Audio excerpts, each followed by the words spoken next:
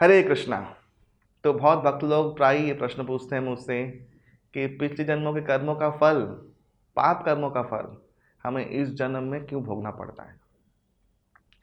तो बहुत सुंदर कर्म मीमांसा की व्याख्या है इसमें। एक्चुअली पद्म पुराण में दिया गया है अप्रारब्ध, प्रारब्ध, फलन, कूट और बीज, ये 5 पापों की प्रतिक्रियाएं हैं। अप्रारब्ध क्या है? जो क्रियमान कर्म आप लोग कर रहे हैं इस जन्म में, वो जो जमा हो रहा है वो अप्रारब्ध में जा रहा है। हाँ। और जो प्रारब्ध है वो क्या है? वो किस जन्म में किया होगा आपका कर्म, अशुभ अशुभ कर्म आपने किए होंगे। वो जेहेतु शेड्यूल में था वो अभी निकल रहा है, वो अभी आप वैसा वृत्ति बना के वैसा आप क्रिया में युक्त हुए हैं। फलोन्मुख, कूट और बीज क्या है? कूट है पाप की सुप्त चेतना और बीज है पाप का वृत्ति।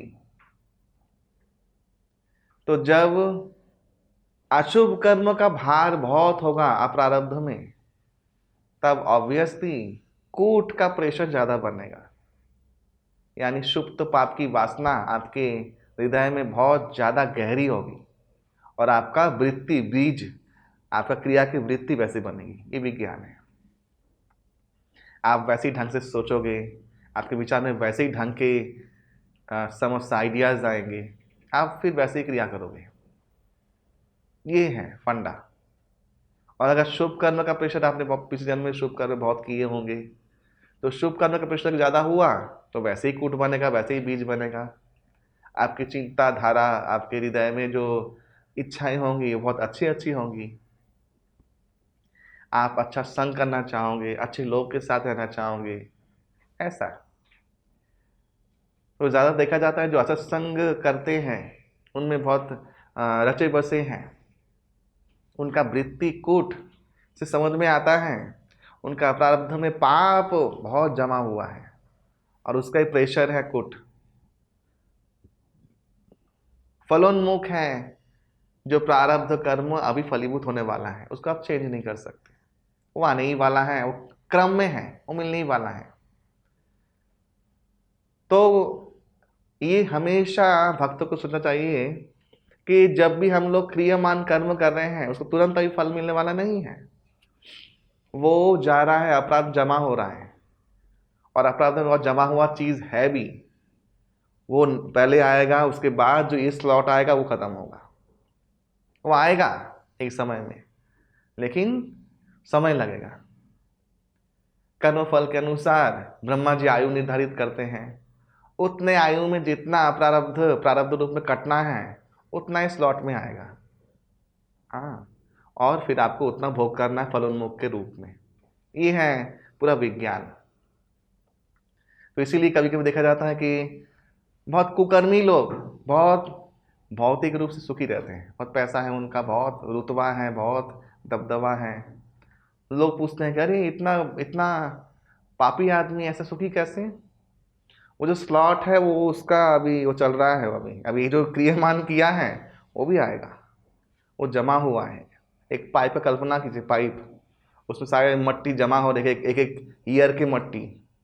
तो जिस ईयर का मट्टी पहले निकलने वाला है पाइप के निर्गमन स्थान से, हाँ, तो वो जो चीज़ है उसका प्रभाव रहेगा पहले, और फिर वो जमा जो हो रहा है वो भी आएगा आगे प्रारब्ध बन के। तो इसलिए एक कर्म मीमांसा है, विज्ञान है। अप्रारब्ध, प्रारब्ध, फलोन्मुख, कूट, बीज। अगर इससे अगर आपको बचना है तो अवश्य ही भगवत भक्ति का आश्रय लेना है। उस मंत्र में लिखा गया है पद्म पुराण के कि क्रमे नैव प्रलीयते विष्णु भक्ति रतात्म नाम, कि वो कर्म की ये 5 प्रतिक्रिया नष्ट हो जाती है क्रम से, समय के साथ, अगर कोई विष्णु भक्ति करे तो। प्रलीयते, वो नष्ट हो जाती है, वो विलीन हो जाती है। यही कारण है जब हम लोग सदगुरु से दीक्षा लेते हैं, दीक्षा काले शिष्य करे आत्मसमर्पण, সেই काले कृष्ण तरे करे आत्मसम। शरणागति करते हैं तो गुरु वो पाप ग्रहण करता है। उसके बाद से अगर आपने पाप कर्म किया, आप देखिएगा तुरंत आप भुगतेंगे वो चीज़, क्योंकि वो प्रारब्ध सिलेंडर नष्ट हो चुका है, कूट बीज भी बदल गया है, क्योंकि आपकी वृत्ति बदल गई है।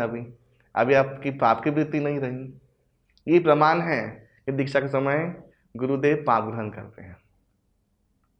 वृत्ति बदलना ये बहुत बड़ा काम है, ये बहुत बड़ा चमत्कार है, किसी का वृत्ति बदल देना, और दीक्षा के द्वारा वो होता है।